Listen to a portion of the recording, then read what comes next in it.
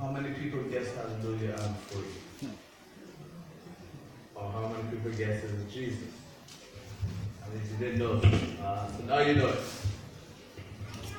Amen. Amen. But you do know that hallelujah, you're free.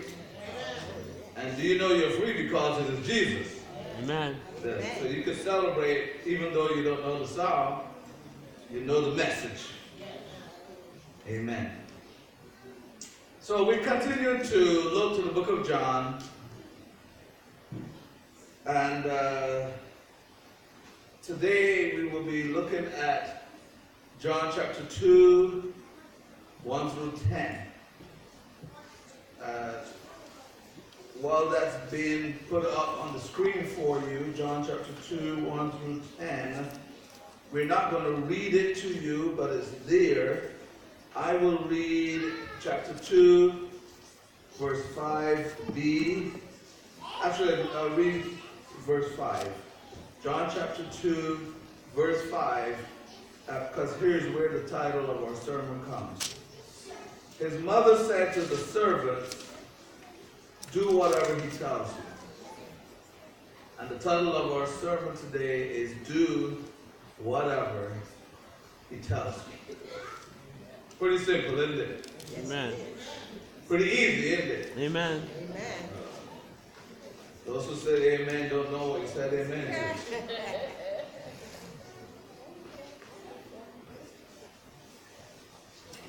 So, if you know Jesus, you really know Jesus, we've got to be willing to trust him. And that comes from the book of Hebrews. I mean, that's not the only place, but Hebrews chapter 11, verse 6 tells us that without faith, it is impossible to please God.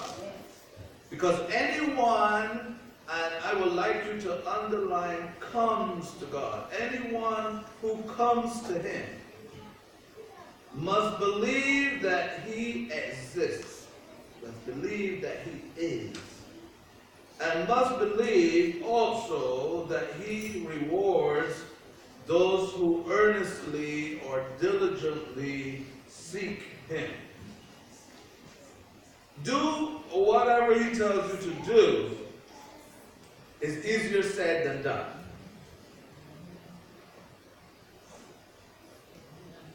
You have to have faith in anybody to do whatever they tell you to do. When we're little kids, we have blind faith, so whatever mom and dad says, we kind of do. But then, we grow up a little bit, and then we start doing not what mom and dad says to do. So if mom and dad says turn right, we decide no way, we're going to turn left. We got to figure out this road for ourselves. I can only talk about my life. I don't like to talk about your life. I talk about my life, which means I got to talk about my family. So one of my sons proudly announced to me that he wants to learn things by experience in life. Not by listening to dad, not by following the wise suggestions of those who have traveled this way before, those who know where every pitfall is. No, Dad, I want to learn from experience. Because this wise son thought he knew something and said experience is the best teacher. That's a lie. Experience is not the best teacher. Nor is it a great teacher. For if it were a great teacher, we won't make the same mistakes over and over. Just want you to realize that experience doesn't teach you anything unless you're willing to learn from what you've experienced. So don't just fall prey to nice sayings. Listen, my son, listen to the wisdom of your father. My son, forget not my law, or the laws that are before you. Keep my commandments. My son, do what the Word of God says to do. My son, do whatever Jesus tells you to do. So as I was preparing for this, I'm like, wow, this is not as easy as I thought. But this section, the first 10 verses of chapter 2, has got so much wrapped up in it that I thought, well, we will like to experience this a little bit. So bear with me for a moment or two as I try to rehearse the story that's here, but also point out to you some of the blessings that are hidden in this story. And so much is there. So on the third day of a wedding, and so we shared this on Wednesday night. It wasn't the third day of the week. It wasn't the third day of the story. It was more than likely the third day of the wedding, because in Jewish customs of that time, weddings went for 7 days. Aren't you glad you're not Jewish? We can hardly afford the 1 day that we are still paying for. Not we, because my wife and I were smart. But some people are still paying for 10, 15. As a matter of fact, they're paying for and they're not together. Some people have spent so much money on the wedding and so little on the marriage that they're left still paying for the wedding when the marriage is all long gone. And we only did it in 1 day. The Jews had to do it in 7 days. So this is an interesting story that here, in the midst of a wedding festivity, and we don't know the whole thing, so we are guessing at some of the things, but I mean, you know, again, it is not 2017, so it is not that you invite the whole church to your wedding. It's not that you're used to going to weddings a lot, because it was not the custom of the day, and people who got to go to the wedding were most likely family members. So, so we believe that Mary's family is getting married. That's why Mary is there. I'm very interested that Mary is pointed out in this story. The writer is mentioning Mary and putting her in the light of a woman of great respect and honor at this banquet, at this ceremony. So, in the midst of a great festivity, the bridegroom doesn't know what's going on, but they're running out of wine. Church people, I'm talking about wine. I know high street people don't drink, don't believe in drinking, thinks it's a curse, and all that stuff, but I just want you to know that you are a minority of the Christians of today. The majority of Christians of today drink. So don't get so put up when you hear that. The majority of Christians today drink. It's only the few of us who believe that we should keep our bodies as pure as possible, who don't drink, still learn every now and then that some of the people who we think don't drink also drink.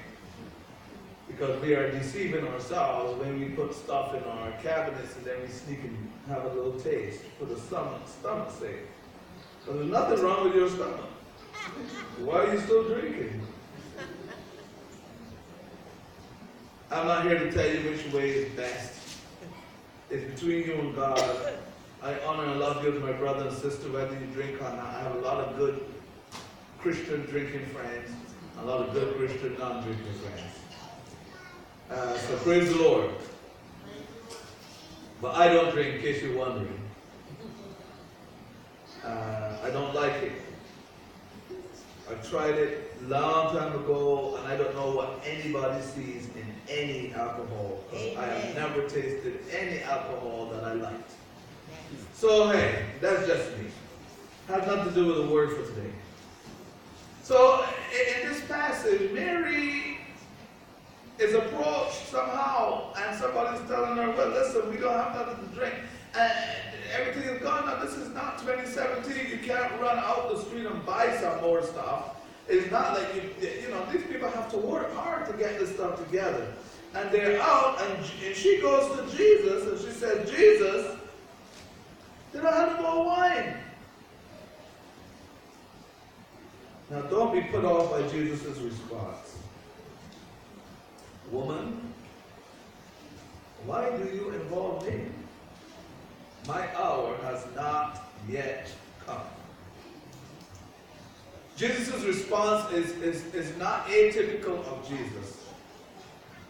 Jesus did not single out Mary, and even though she was his mother, that woman is not a derogatory term, okay? So he wasn't disrespectful to her. But why are you telling me that people are out of wine? And my assessment of this is that when you get to know Jesus, when you have walked with Jesus, when you have learned that Jesus is a great friend and a great person, you know that whenever you are in trouble, that's a person you can go to. And some way, somehow, he is going to make things good for you. And Mary didn't know what Jesus would do, but Mary has had a special relationship with our Lord and Savior. This is not just a mother and son experience, but this is a woman who got a special visitation from heaven, who says, I'm going to put me in you. Can you imagine that? That Mary, a woman, an earth woman, God says, I'm going to cause something special to happen to you. You who never knew a man will bear a child, and his name shall be called Emmanuel. So that kind of relationship that Mary had with Jesus is the kind of relationship that I'm hoping that we will all develop with Jesus. No, we're not his parents. But we got to get this close, intimate relation with Jesus so that we feel so confident that in the midst of turmoil, in the midst of uncertainty, and when we don't know where else to turn, we would turn to Jesus. And that's not the only time to turn to Jesus, but definitely we will turn to Jesus. We will not turn to drugs. We will not turn to alternative ways of being calm or having peace. We will not, everybody says, just smoke something. It makes you so peaceful. I just read the word. It makes me so peaceful. And all of my cells are still here when I finish reading the word. I dare tell you, when you smoke something, you smoke away cells too. So don't follow the world. Yes, it's legal in many states, and yes, it's going to probably be legal in all states pretty soon. Yes, the world will do stuff that might seem right, but the ways that seem right to a man usually end in destruction. And that's what the word has told us. I want you to get to a place where you just long for the presence of Jesus. And you and Jesus have this great experience so that when things come your way, and I want you to know, life will come hard on you. If you haven't had it hard yet, just wait. Yes. Your turn is coming. No one is exempt from life. The youngest baby is only free today, but will grow up and have to deal with life. Yeah. And life sometimes is so tough. When you're in the midst of everything good, now you run out of wine. And this whole good festivity, how's this going to conclude when you run out of wine? People are going to start leaving. It's not going to look good for your family. It's not going to look good for you. So she comes to Jesus, and interestingly enough, when Jesus responds to her, she responded with faith. And faith moves Jesus. Jesus, when Jesus was walking in the midst of a crowd, people pushing on him, there was a woman one day who reached out, and they said she only got to touch the hem of his garment. Not the hem in those days wasn't down by your feet. The hem of his garment was a little below his waist, but still low enough. She wasn't reaching up to him. She wasn't up on his level. She was way down on the ground reaching out to him. But Jesus stopped in the midst of a crowd and said, somebody touch me. And everybody thought he was crazy. Because in the midst of a crowd, people are pushing on you. You just stop and say, somebody touch me. Who is it? The disciples are like, what do you mean, who touched you? We all touch you. Everybody's touching somebody who's touching you. But Jesus said, I don't mean who touched me physically as much as who touched me spiritually. Because I felt the flow of the power. And I did not initiate it. You can get from God some good stuff before God even initiates it. Because in faith, if you believe it and you reach out, you will receive it. And so this woman reached out, touched the hem of his garment. She said to herself in faith, if I can only touch the hem of his garment, which has a lot of significance, but that's not our story for today, I will be healed. And when she touched the hem of his garment, immediately she felt her body healed. And that's when Jesus stopped and says, who touched me? Because somebody just got healed. Somebody just got delivered. Somebody just got strengthened. Somebody was made whole. And I didn't even say you be made whole. So in this story in the second book of John, Jesus says, woman, why are you telling me this? It's not my hour yet. And Mary, who has this great insight, and I don't like to talk about who you're going to meet when you get to heaven. But I want to talk to Mary one of these days. Because I think Mary was awesome. Jesus was a little brat at times. Dealing with Jesus could be easy even if he was good. Because he was too good. You know, it must have been tough knowing that I'm dealing with the Lord. I'm dealing with my Savior. I'm dealing with the one who will die for my sins. I am dealing with God himself.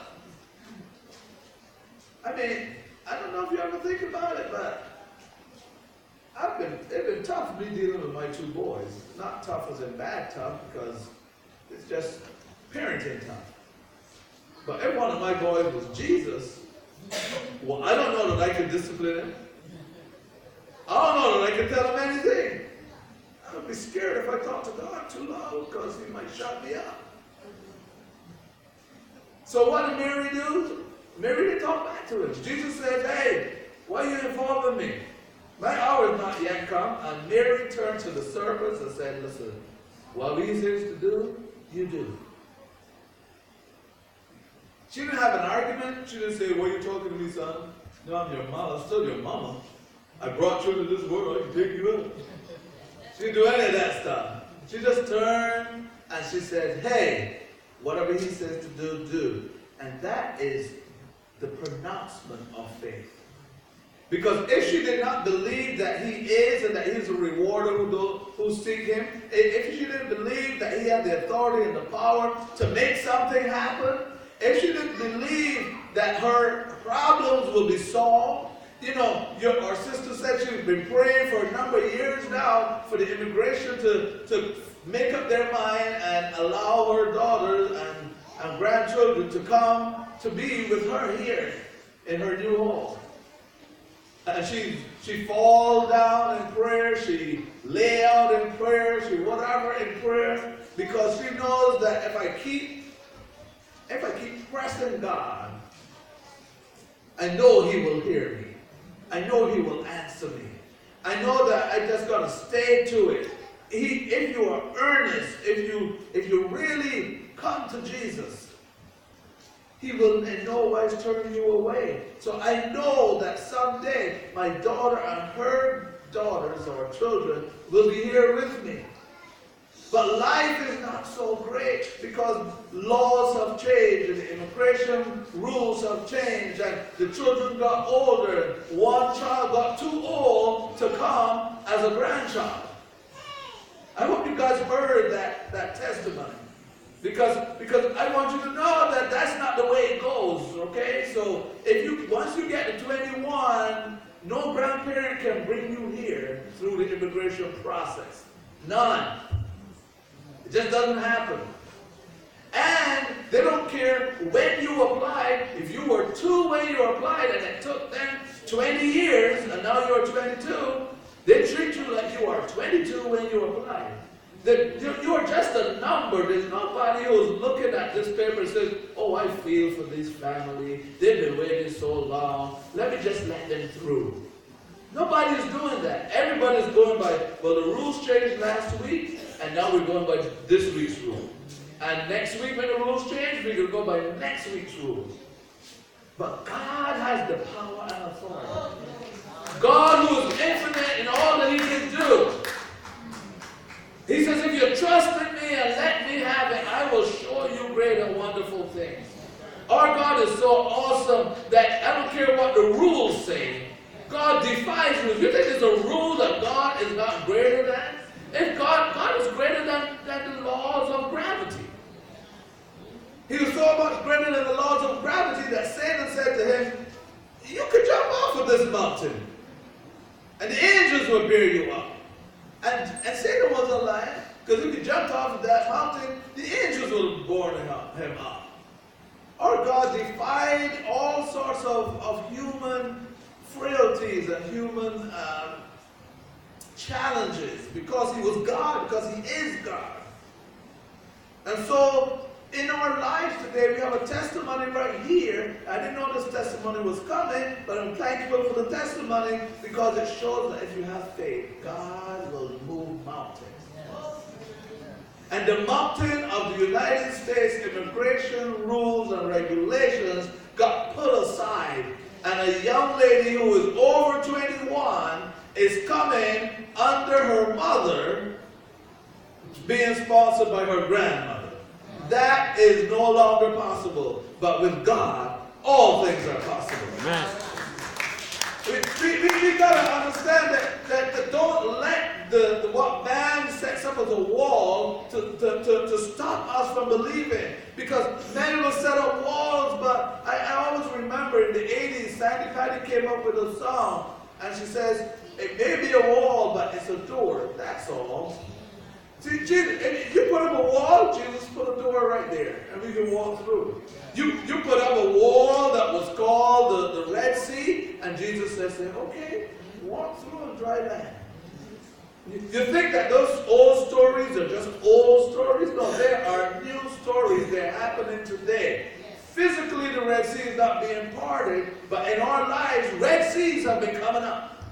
In our lives, we're faced with Red Seas. We're faced where we can't go back and we can't go forward. And we don't know where to go. And Jesus says the answer is always go forward. When you are up against a wall, still walk to that wall as though that wall was a door. Because when you get up against that wall and it moves, and you'll realize that it was just a door. That's all. When life comes up against you and you're not sure which way to turn, just keep your eyes on Jesus. Just keep walking. Just keep believing. So Mary said, just do what he tells you to do. She had faith. She had confidence. And her response must be a model for us today. Because whenever you come to God, you have to be willing to do what he says to do. Some of our problems today is that we like to come to God, but we want him to endorse what we want to do. The disciples did this egregious thing. They decided that they would cast lots and believe in the lot casting system. They didn't put their faith in God, in Jesus, or in any authority. They put their faith in dice. That's like today saying, give me a couple of dice and what? Snake eyes, please don't come up. That's not how we're supposed to live our life. But imagine a great decision in the church. Who is going to be the next deacon? And pastor says, bring me an offering prayer, bring me 2 dice. And it falls on some crazy person. And then the pastor says, Lord, please anoint this person that we've just selected as deacon to fill this position that's now available. That's not how you're supposed to do it, saints. A position is available and we need that position filled. We go to God and we pray earnestly. God, give us wisdom. Send us a person. Enlighten us. Open our eyes. Help us to see what you see so that we will get the person that you have for this position in place. And I know you think it's crazy, but that's how we choose our mate sometimes. We throw dice. Okay, I'm going to go out with this guy tonight. You don't think so, right? All right. Why some of you have all these problems too? Because you didn't marry who God told you to marry. You married who you wanted to marry. Every time I have a couple that wants to be married that come before me, the first thing I tell them is, my goal is to convince, is for you to convince me why I should marry you. Because as far as I'm concerned, you two should be married to each other. I don't really know any reason, but you have to show me, you got to tell me why you two should be married to each other. And all the exercises we go through and the things we talk about, it's helping for you to make me feel that you really should be married to one another. Because when the folk come to me and ask me to marry them, Pastor, can you marry me? They already decided who they were married. They already decided when they were getting married. They already decided where they were getting married. All they really want is for some preacher to get up there and say a few mumble-jumble things and say you're married. Because they're already convinced that this is it. The date is set. The hall has been rented. Deposits have been paid. The honeymoon is already paid for. And then you come to God and say, well, God bless this mess.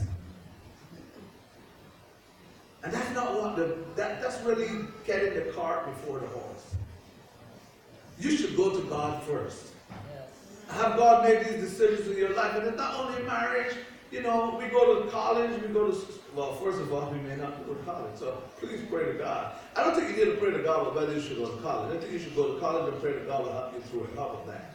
I'm contradicting what I say because I want all of my young people to go to college. I don't want you to come tell me I prayed and God says stay home, don't go to college. You might get the wrong idea. But even in college, God, which college should I go to? There's so many. Let the Lord help you in all of your decisions and do what He says to do. Because if you do what He says to do, look and see what's going to happen. Jesus is really smart, but very unpredictable. Jesus looks around and sees 6 big jugs, empty big jugs. The size they say that they usually have for the ceremonial cleaning. That means when the priests go, before they could come to the vestments of the temple, they have to be ceremonially clean. And again, this is not in 2017, so they didn't have no showers that they went into. There's no such thing as a shower. So they get these big bowls and they fill them up and they clean themselves physically. And they have to be right before they can come into the presence of the Lord. These are 6 jugs. I want you to picture, these are 6 big jugs. Each jug, they say, can hold 20 to 30 gallons of water. That means if the jug is about this big around, it's about this tall. You imagine that? 6 of those up here, or anywhere you want to imagine them. Empty. Empty. So, Mary says to these young guys, do whatever He says to do. And Jesus says, fill those jugs with water. So you guys think it's so easy that they went up back, hooked up a hose, and came over here and stood up there and waited for the water to fill up. I want you to know when God tells you what to do, it's not going to be that easy. It's no hose filling job. These people had to go to the water with smaller containers and make several trips to bring those waters to this jug and fill 6 of them with 30 gallons each, 20 to 30, 120 to 180 gallons of water these guys had to carry in small containers. When God tells you what to do, it's not easy. It's not a walk in the park, but when God tells you to do it, you better start moving. Because the good thing about God is that when he tells you to do it, he has already enabled you to do it. And so when you start moving, you start feeling the blessings. Just like the 10 lepers, when they were told to go and show themselves to the priest, the more they walked, the less leprosy they had. And these young men, the more they started to fill, the stronger they were feeling. And they filled these jugs with water. And I love what the verse says here. So, listen to me carefully, or look at the screen carefully. Jesus said to the servants, verse 7, fill the jars with water. So they filled them to the brim. I don't know if you see it yet. When God tells you to do something, don't just do it half-heartedly. They could have filled it to a certain level that we would call full. They didn't fill it to that line. You know, almost every jug that we have, if you have a gallon jug, there's a line below the lip that says full, 1 gallon. They didn't fill it to that line. They filled it to the brim. When God asks you to do something, just go and do it all out. Go all out for the Lord. They fill it to the brim. And then Jesus said, okay, now draw from those 6 jugs and go and feed the people. If they didn't have faith, they would say, well, if we just put water in there, we're not looking for water. Nobody told them it was wine. How did they know it was wine? They filled it with water. Jesus says, okay, now go and take this to the party. How did they know that it was wine? The Bible doesn't say that. Jesus said, okay, you all have a drink first and figure out what it is. So now you can go and tell everybody. Because the faith walk is about God not telling you his secret. See, we want to know stuff. The reason why God doesn't tell us his plan is because we will mess it up. If God had told them, you know what I'm going to do? I'm going to turn water to wine.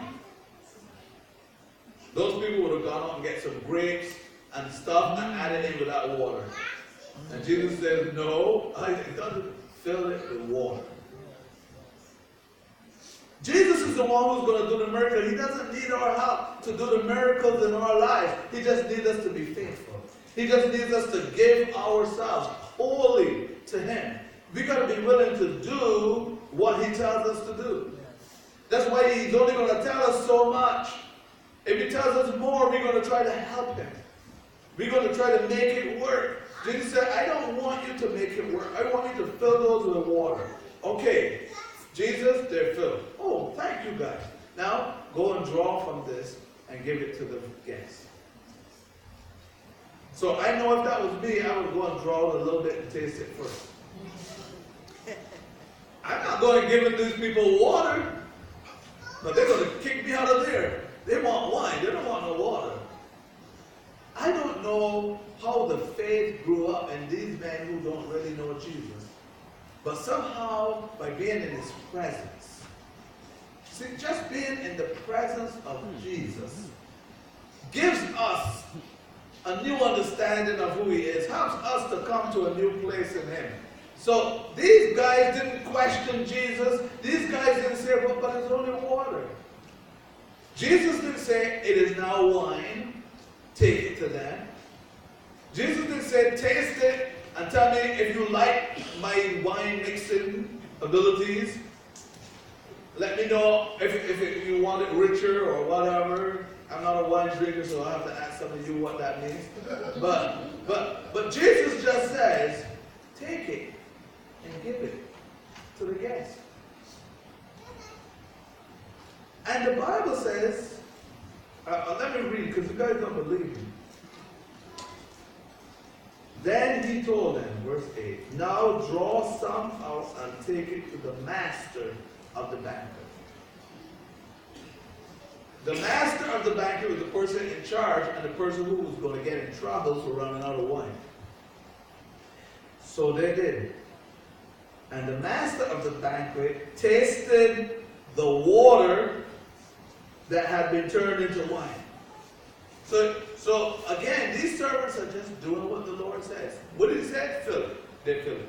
What he says, take it to the master. They took it to the master. Believe me, they did not taste any of it. They took it to the master. And the master did not realize where it had come from. The servants who had drawn the water, they knew that they put the water in these barrels. And again, I don't know that these vessels were the ones that would have been in the temple, but I just like to think that holy vessels can only produce holy stuff. So even if you put water in the holy vessel, when it comes out, it is holy water. It's holy something. And Jesus used these vessels, and out of these vessels came wine. So it says that he did not realize where it came from. So then he called the bridegroom aside, and he said, everybody brings out the choice wine first, and then the cheaper wine after the guests have now had too much to drink. But this wine that you're now bringing out, this is the best.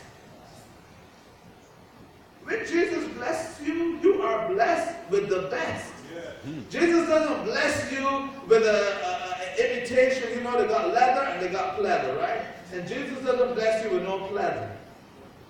If he's blessing you with leather, it is straight off the cows, you know what. God is giving you the best whenever he blesses you. Whenever you get a blessing, it's the best. When our sister gets to that day when she sees her daughter and her grandchildren, it will be the best. When she needs the money to get the tickets, God will provide it. When God provides it, it will be the best. When God heals you, you get the best healing. You don't get a healing. You don't get a type of healing. You get the best healing. When God makes you whole, he doesn't make you somewhat whole. He makes you 100% whole. And when God gives you, he doesn't give you in a stingy way. He gives you some 30, some 60, and some 100-fold.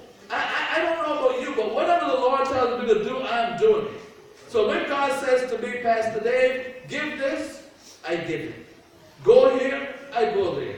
And you guys want to be blessed the same way you are blessing someone. God did not say, give somebody, a lot of preachers preach this nonsense, but I'm here to tell you that's not what God says. God says, give me $5 and I'm going to triple it. God is not in the numbers business like you think. God doesn't play that game. God says, give and it will be given back to you. What? Press down. Press down. Shaking it all up to make sure it fits, and still it's going to run over. That's how God blesses you. And I want to live in the overflow. I don't even want to touch what God has given me in his blessing. You see, we got to get to the point where we start living in the overflow. We got to give to God so much that when it comes back into us, man will put it out into us, right? Man will store it into our bosom.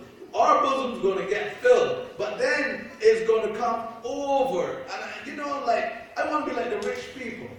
They live off the interest. They don't touch. Romney doesn't touch his fortune.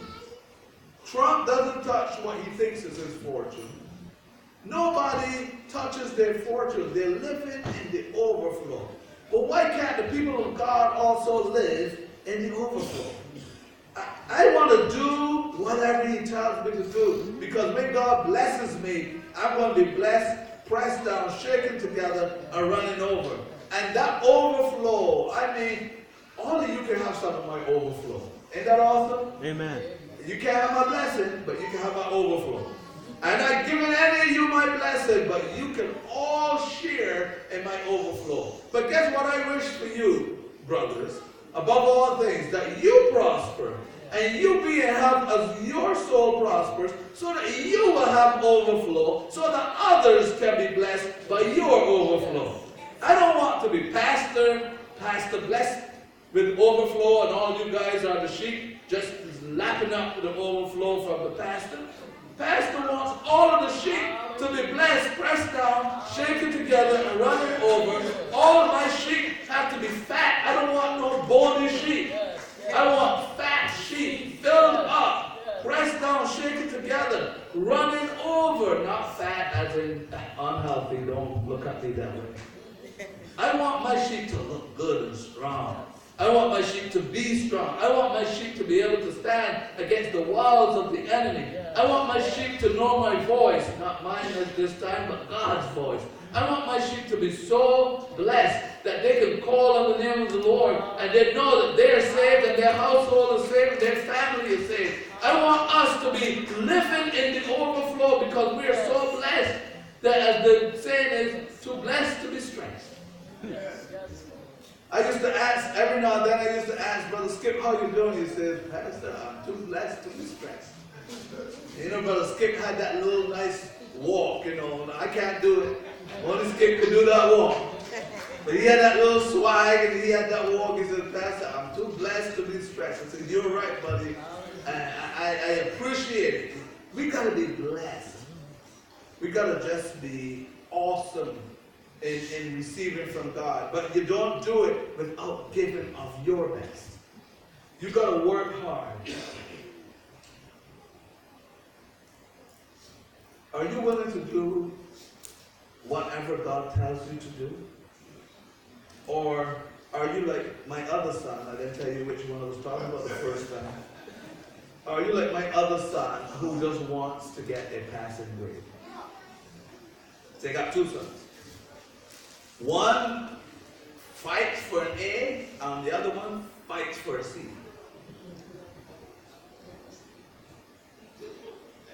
You could talk to them and figure out which is which. But God doesn't want you fighting for a C. That's a waste of God's power and might for us to be C people. We are A people. You know, even eggs are grade A. Come on, you want to walk around as a grade C? We are A people. We are blessed people. We are royal priesthood, holy nation. We are powerful. We're not C people. You see Prince William and those guys, you think they're C people? No, they're A people. And I want you, as a matter of fact, will you turn to somebody and say, I'm an A person. All right? I'm an A person. All right? I'm a grade A. I don't want to be no B or no C. Why would I want to be a C just so that people can say, oh, well, yeah, you're all right. I'm not just all right. I'm all that and the bag of chips. I want to be all of it. I don't just want to be just another Christian, another saved person. Oh, I'm going to make it to heaven. I just going to read a verse today and every other day I'll do a good deed. No, I want to get, I don't think heaven has stages, but I want to be in the highest stage of heaven that I could be. When I get to heaven, I want the Lord to say, well done, thou good and faithful servant. Not, oh boy, okay, I guess you could come in because you made the cut. I want, well done, thou good and faithful servant. I'm going to do my best to please God, to follow what He says to do. Will you join me and do that? Will you make it your commitment that you will do whatever He tells you to do? If that's your commitment today, I want you to join me at the altar, because I want us to pray a prayer of consecration, that we are doing what God says and that we are doing our best. I don't wait for, this is the time. The altar is open. Come, let's commit to the Lord. Jesus, I'm going to do whatever you tell me to do. It may not be easy. It may be the hardest thing that I am going to have to do. But in your name and with your grace and with your mercy and with your power and might is in me, I will do what you ask me to do. It's not an easy thing God is asking